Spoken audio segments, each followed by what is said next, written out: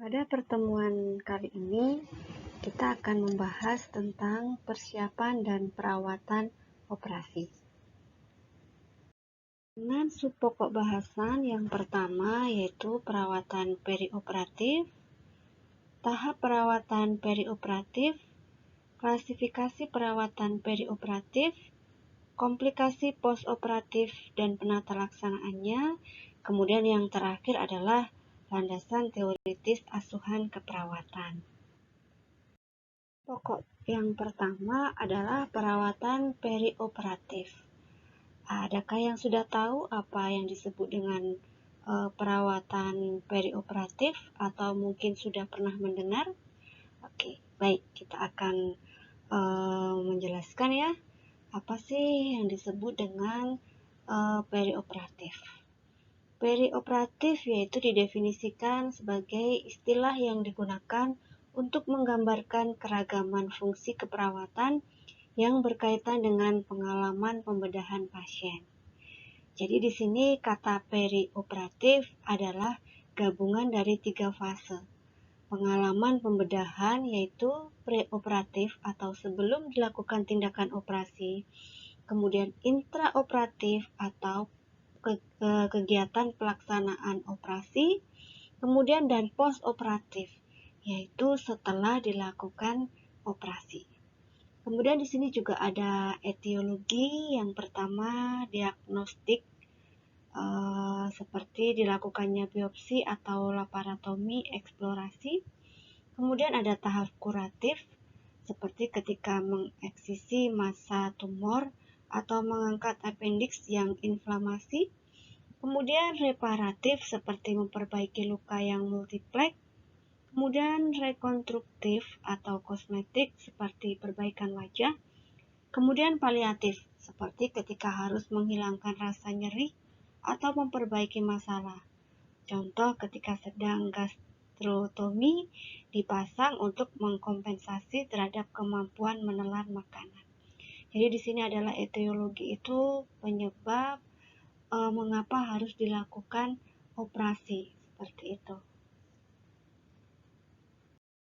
Subpokok bahasan berikutnya yaitu tahap dalam keperawatan perioperatif.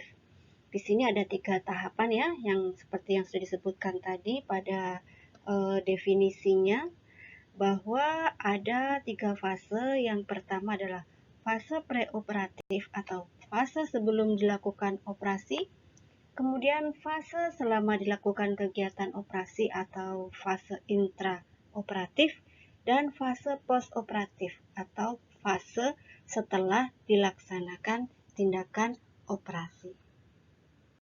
Pertama adalah fase preoperatif atau fase sebelum operasi. Fase ini merupakan tahap pertama dari perawatan perioperatif yang dimulai ketika pasien diterima masuk di ruang terima pasien dan berakhir ketika pasien dipindahkan ke meja operasi untuk dilakukan tindakan pembedahan. Jadi dari pasien dipersiapkan untuk operasi sampai pasien masuk ke dalam kamar operasi.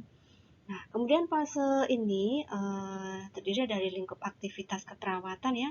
Selama waktu tersebut dapat mencakup penetapan pengkajian dasar pasien di tataran klinik maupun rumah ya. Jadi apa saja sih yang harus disiapkan sebelum pasien itu masuk ruang operasi atau masuk pada intraoperatif. Yang sangat penting di sini adalah harus dilakukan wawancara ya. Wawancara sebelum operasi dengan menyiapkan pasien untuk anestesi yang diberikan pada saat pembedahan. Jadi terutama harus dijelaskan standar prosedurnya. Apa saja sih yang akan dilaksanakan sebelum dan saat operasi dan sesudah operasi. Dan itu biasanya masuk dalam inform consent. Berikutnya yaitu persiapan pembedahan. Dapat dibagi menjadi 2 bagian yang meliputi persiapan psikologi dan persiapan fisiologi. Persiapan psikologi yaitu terkadang pasien dan keluarga yang akan menjalani operasi emosinya tidak stabil. Hal ini dapat disebabkan karena takut akan perasaan sakit atau hasilnya dan keadaan sosial ekonomi dari keluarga. Tentunya orang yang mau operasi itu selalu berpikir tentang biaya operasi ya. Salah satunya hal tersebut bisa mengakibatkan kecemasan. Kemudian, maka hal ini dapat diatasi dengan memberikan penyuluhan untuk mengurangi kecemasan pasien, meliputi penjelasan tentang peristiwa operasi, pemeriksaan sebelum operasi atau alasan persiapannya, alat khusus yang diperlukan, kemudian pengiriman ke ruang bedah, ruang pemulihan, kemungkinan pengobatan-pengobatan setelah operasi, pernafasan dalam bentuk latihan batuk, latihan kaki, mobilitas, dan membantu kenyamanan pasien. Itu yang sangat penting. Kemudian persiapan fisiologis meliputi yang pertama yaitu puasa. Pada operasi dengan anestesi umum 8 jam menjelang operasi, pasien tidak diperbolehkan makan. Kemudian 4 jam sebelum operasi, pasien tidak diperbolehkan minum. Pada operasi dengan anestesi lokal atau spinal, biasanya diperbolehkan ya, karena hanya bersifat lokal. Tujuannya supaya tidak ada aspirasi pada saat pembedahan. Itu tadi ya, kenapa harus dilakukan puasa. Jadi untuk mengosongkan lambung, salah satu tujuannya. Kemudian persiapan lambung, yaitu pemberian lavomen sebelum operasi dilakukan pada bedah saluran pencernaan atau daerah pelvis. Tujuannya mencegah cedera usus, mencegah konstipasi, dan mencegah infeksi. Kemudian selanjutnya adalah persiapan integumen atau kulit. Daerah yang akan dioperasi harus bebas dari rambut ya, terutama biasanya jika daerah kemaluan yaitu di scaran ya, untuk pubisnya ya, harus dilakukan scaran. Kemudian informed consent ini merupakan persetujuan operasi. Izin tertulis dari pasien atau keluarga harus tersedia. Kemudian selanjutnya yaitu hasil pemeriksaan ya.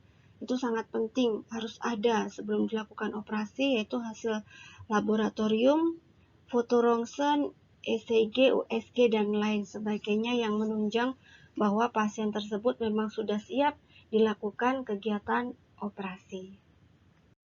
Jika tadi kita membahas informed consent atau surat persetujuan tindakan operasi, berikut di bawah ini di samping ya, satu bentuk atau contoh dari tindakan informed consent yang di sini terdiri dari pemberian informasi, dokter pelaksana tindakan, kemudian jenis informasinya apa, berisi apa, kemudian ada verifikasi tanda tangan ya.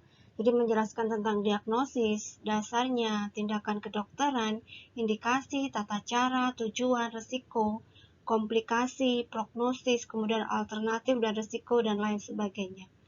Kemudian di sini ada tanda tangan dokter, tanda tangan pasien bahwa pasien sudah dijelaskan, sudah mengerti akan semua tindakan yang dilakukan, baik yang kemungkinan terjadi setelah dilakukan tindakan operasi. Jadi di sini harus disetujui oleh keluarga. Terutama di sini jika sudah berkeluarga adalah suami, seperti itu. Kemudian setelah dibaca, kemudian ditandatangani, kemudian juga ada persetujuan untuk tindakan kedokteran.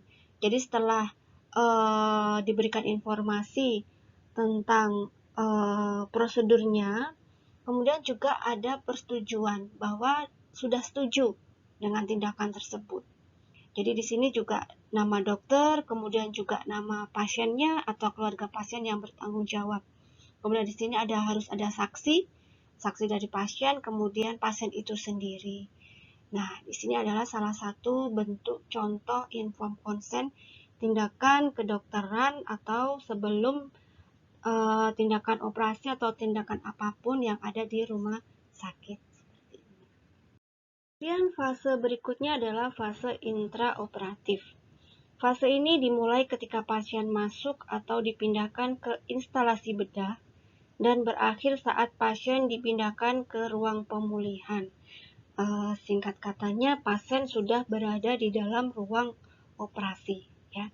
Pada fase ini, lingkup aktivitas keperawatan mencakup pemasangan IV cuts, pemberian medikasi intravena, melakukan pemantauan kondisi fisiologis menyeluruh sepanjang prosedur pembedahan, dan menjaga keselamatan pasien.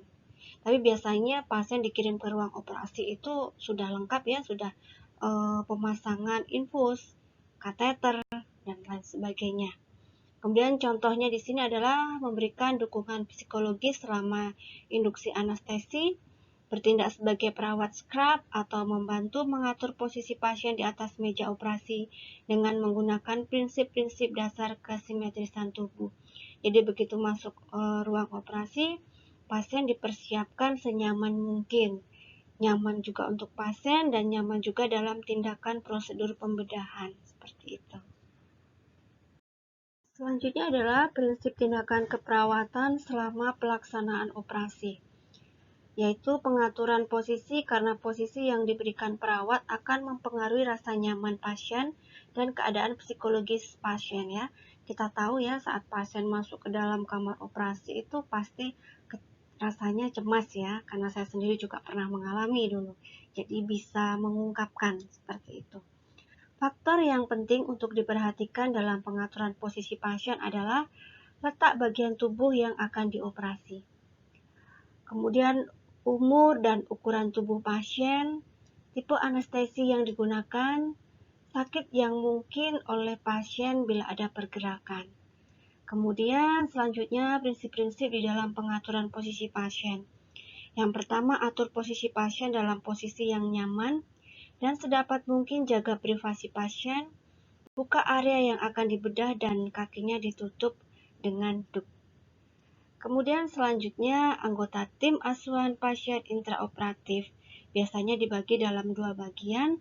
Yang pertama adalah anggota steril yang terdiri dari ahli bedah utama atau operator, asisten ahli bedah, scrub nurse atau perawat instrumen. Kemudian anggota tim tidak steril yang terdiri dari ahli atau pelaksana anestesi, perawat sirkulasi, dan anggota lainnya seperti teknisi yang mengoperasikan alat-alat pantau rumit ya, yang bersifat sangat rumit sekali ya. Jadi dioperasikan oleh memang yang ahlinya, biasanya dari tim rekam medik ya, bukan rekam medis, dari rekam medik maksudnya. Gitu.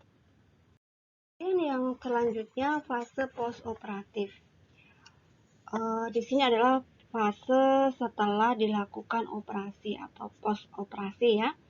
Merupakan tahapan lanjutan dari perawatan preoperatif dan intraoperatif yang dimulai ketika pasien diterima di ruang pemulihan atau recovery room atau pasca anestesi dan berakhir sampai evaluasi tindak lanjut pada tatanan klinik atau di rumah.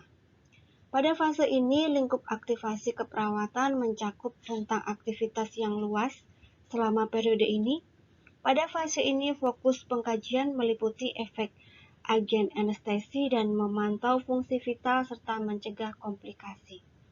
Kemudian aktivitas keperawatan kemudian berfokus pada peningkatan penyembuhan pasien dan melakukan penyuluhan rehabilitasi serta pemulangan ke rumah. Jadi pasien post operasi ini adalah pada intinya setelah pasien selesai dilakukan pembedahan. Kemudian pasien fase pergantian, artinya pemindahan dari ruang operasi ke ruang pemulihan. Setelah ruang pemulihan diobservasi, kemudian pasien kembali ke ruang yang sebelumnya tadi untuk dilakukan perawatan sampai pasien diperbolehkan pulang. Masih pada post operasi ya, atau post operatif, tahapan fase post operatif dibagi menjadi dua, yaitu pemindahan pasien dari kamar operasi ke unit perawatan pasca anestesi atau recovery room, dan perawatan post anestesi di ruang pemulihan atau unit perawatan pasca anestesi setelah selesai tindakan pembedahan. Yang pertama yaitu di ruang recovery room. Pemindahan ini memerlukan pertimbangan khusus, diantaranya adalah letak insisi bedah, perubahan vaskular dan pemajanan. Kemudian pasien diposisikan sehingga ia tidak berbaring pada posisi yang menyumbat drain dan selang drainase. Selama perjalanan transportasi dari kamar operasi ke ruang pemulihan pasien harus diselimuti. Kemudian menjaga keamanan dan kenyamanan pasien dengan diberikan pengikatan di atas lutut atau siku serta side rail harus dipasang untuk mencegah terjadinya risiko injury. Tapi kita juga perlu lihat ya dalam tahap pembedahan seperti apa ya. Oke. Kemudian proses transportasi ini merupakan tanggung jawab perawat sirkuler dan perawat anestesi dengan koordinasi dan dokter anestesi yang bertanggung jawab. Gitu. Kemudian selanjutnya yaitu perawatan post anestesi di ruang pemulihan atau unit perawatan pasca anestesi.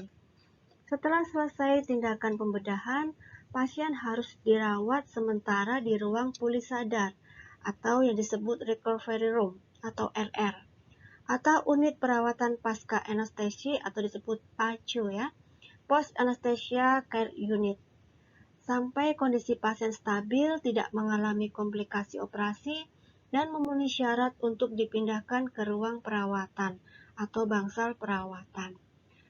PACU atau RR sendiri biasanya terletak berdekatan dengan ruang operasi. Hal ini disebabkan untuk mempermudah akses bagi pasien untuk perawat yang disiapkan dalam merawat pasca operasi, perawat anestesi, kemudian ahli anestesi dan ahli bedah, kemudian alat monitoring dan peralatan khusus penunjang lainnya. Kemudian selanjutnya subpokok bahasannya adalah tentang klasifikasi perawatan perioperatif.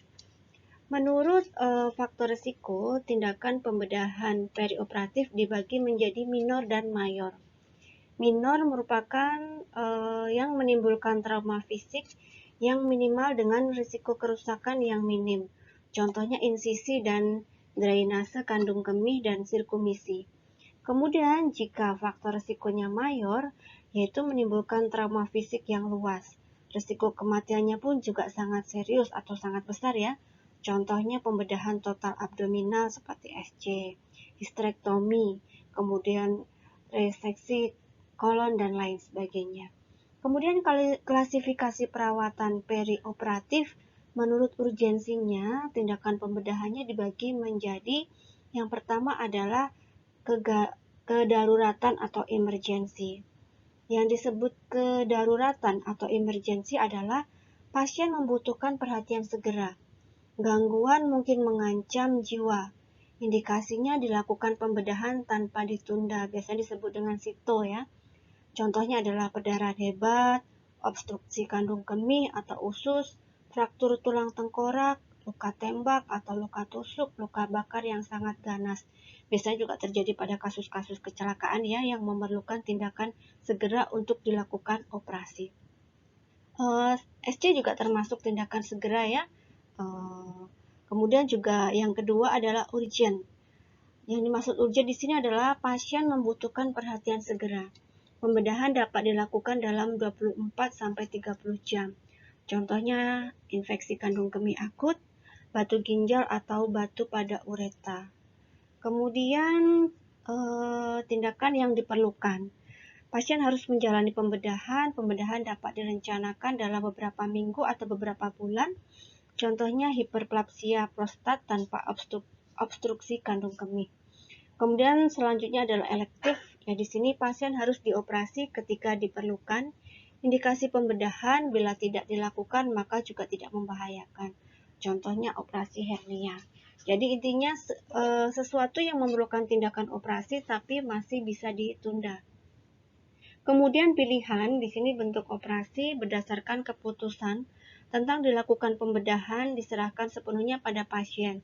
Indikasi pembedahan pun merupakan pilihan pribadi dan biasanya terkait dengan estetika, contohnya bedah kosmetik. Jadi operasi di sini adalah atas keinginan pasien sendiri, seperti itu. Yang selanjutnya yaitu komplikasi post-operasi dan penata laksanaannya. Yang pertama, komplikasi-komplikasi yang bisa muncul yaitu shock. Shock yang terjadi pada pasien bedah biasanya berupa shock hipovolemik.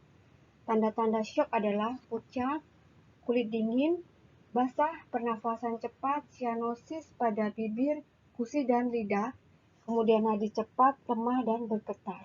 Kemudian juga terjadi penurunan tekanan darah. Kemudian urin terlihat pekat. Kemudian tindakan yang bisa dilakukan yaitu adalah kolaborasi dengan dokter terkait dengan pengobatan yang dilakukan seperti terapi obat, terapi pernafasan, memberikan dukungan psikologis, pembatasan penggunaan energi, memantau reaksi pasien terhadap pengobatan, dan peningkatan periode istirahat. Kemudian komplikasi yang juga muncul dalam tindakan setelah operasi yaitu perdarahan. Nah, pelaksanaannya pasien diberikan posisi terlentang dengan posisi tungkai kaki membentuk sudut 20 derajat dari tempat tidur, sementara lutut harus dijaga tetap lurus. Kaji penyebab perdarahan. Apa sih yang menyebabkan perdarahan? Kita harus mencari tahu. Karena untuk menghentikan perdarahan, kita juga harus tahu sumber dari pendarahan. Kemudian luka bedah harus selalu diinspeksi terhadap perdarahannya. Jadi harus selalu dilakukan pemantauannya. Kemudian komplikasi yang muncul berikutnya adalah trombosis vena profunda. Di sini trombosis yang terjadi pada pembuluh darah vena bagian dalam. Komplikasi serius yang bisa ditimbulkan adalah embolisme pulmonari dan sindrom pasca phlebitis. Nah, kemudian yang selanjutnya adalah retensi urin. Retensi urin di sini paling sering terjadi pada kasus-kasus pembedahan rektum, anus dan vagina. Jadi pembedahan yang melibatkan sekitar kandung kemih ya. Penyebabnya adalah adanya spasme sphincter kandung kemih. Kemudian penata laksanaannya yang dapat dilakukan adalah pemasangan kateter untuk membantu mengeluarkan urin dari kandung kemih. Itu ya beberapa komplikasi post-operasi. Komplikasi post-operasi selanjutnya juga kemungkinan terjadinya infeksi luka operasi. Infeksi luka post-operasi dapat terjadi karena adanya kontaminasi luka operasi pada saat operasi maupun pada saat perawatan di ruang perawatan. Pencegahan infeksi penting dilakukan dengan memberikan antibiotik sesuai dengan indikasi dan juga perawatan luka dengan prinsip steril. Kemudian selanjutnya adalah sepsis. Sepsis merupakan komplikasi serius akibat infeksi di mana kuman berkembang biak. Sepsis dapat menyebabkan kematian karena dapat menyebabkan kegagalan multi organ. Selanjutnya yaitu embolisme pulmonal, yaitu terjadi karena benda asing ya, seperti bekuan darah, udara, dan lemak yang terlepas dari tempat asalnya terbawa di sepanjang aliran darah. Embolus ini bisa menyumbat arteri pulmonal yang mengakibatkan pasien merasa nyeri, seperti ditusuk-tusuk, kemudian juga ada sesak nafas, cemas, dan sianosis. Kemudian intervensi keperawatan atau penata laksanaannya yaitu seperti ambulatori pasca operatif. Ini dapat mengurangi risiko embolus pulmonal. Dan selanjutnya adalah komplikasi yang mungkin muncul setelah dilakukan tindakan post-operasi yaitu komplikasi gastrointestinal. Yaitu sering terjadi pada pasien yang mengalami pembedahan abdomen dan pelvis. Komplikasinya meliputi obstruksi intestinal, nyeri dan distensi abdomen. Oke, baik. Tadi di sini tentunya tadi mendengar ya banyak istilah asing. Jadi untuk apa sih istilah asing? Coba dilihat di dalam kamus kedokteran ya, biar supaya mengenal istilah-istilah asing dalam dunia medis atau disebut juga istilah medis seperti itu. Berikutnya setelah tadi kita membahas tentang apa itu operasi, selanjutnya yaitu asuhan dalam memberikan pasien post operasi tentunya di sini ya, tapi juga tetap dibagi apa saja sih sebelum tadi ada pre, intra, dan post. Yang pertama yaitu pengkajian fase preoperasi. Yang di sini adalah yang pertama pengkajian psikologis, yaitu meliputi perasaan takut atau cemas dan keadaan emosi pasien. Kemudian berikutnya adalah pengkajian fisik, pengkajian tanda-tanda vital meliputi tekanan darah, nadi, pernafasan, dan suhu. Kemudian juga pengkajian sistem integumen, apakah pasien pucat, cyanosis, dan adakah penyakit kulit di area tubuhnya atau di area badan. Kemudian juga sistem kardiovaskuler, kita harus tahu apakah ada gangguan pada sistem kardionya, validasi apakah pasien menderita penyakit jantung, kemudian kebiasaan minum obat jantung sebelum operasi, kebiasaan merokok, minum alkohol, edema, irama, dan frekuensi jantung. Biasanya disertai EKG dan EGC ya. Jika normal, pastinya juga harapannya dari hasil pemeriksaan tersebut bisa dilakukan tindakan operasi.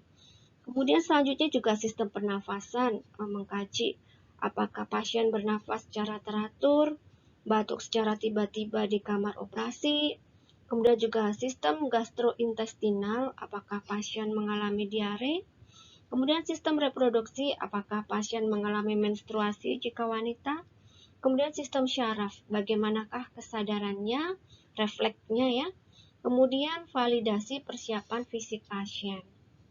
Apakah pasien puasa, sudah dilakukan lavement, kemudian capture, perhiasan harus dilepas, make up, Scaran yaitu pencukuran daerah rambut, terutama biasanya pasien SC yaitu daerah pubis. Kemudian pakaian pasien atau perlengkapan operasi dan validasi apakah pasien alergi terhadap obat. Biasanya pasien saat tes antibiotik sudah dilakukan tes ya, apakah pasien itu alergi atau tidak, begitu. Berikutnya adalah landasan teoritis asuhan keperawatan pengkajian pada fase intraoperatif. Di sini hal-hal yang dikaji selama dilaksanakannya operasi bagi pasien yang diberi anestesi total adalah bersifat fisik saja. Sedangkan pasien yang diberi anestesi lokal ditambah dengan pengkajian psikososial. Secara garis besar yang perlu dikaji adalah pengkajian mental. Bila pasien diberi anestesi lokal dan pasien masih sadar atau terjaga, maka sebaiknya perawat menjelaskan tentang prosedur yang sedang dilakukan terhadap pasien dan memberi dukungan agar pasien tidak cemas atau takut menghadapi prosedur tersebut. Kemudian selanjutnya yaitu pengkajian fisik, yaitu mengkaji tanda-tanda vital. Bila terjadi ketidaknormalan, maka perawat harus memberitahukan ketidaknormalan tersebut kepada ahli bedah atau dokter ya. Kemudian transfusi dan infus, monitor phlebot sudah habis atau belum. Kemudian pengeluaran urin, normalnya pasien akan mengeluarkan urin sebanyak 1 cc per kilo berat badan per jam. Selanjutnya landasan teoritis asuhan keperawatan yaitu pengkajian fase post perioperatif ya. Yang pertama yaitu pengkajian status respirasi, meliputi kebersihan jalan nafas, kedalaman pernafasan, kecepatan dan sifat pernafasan dan bunyi nafas.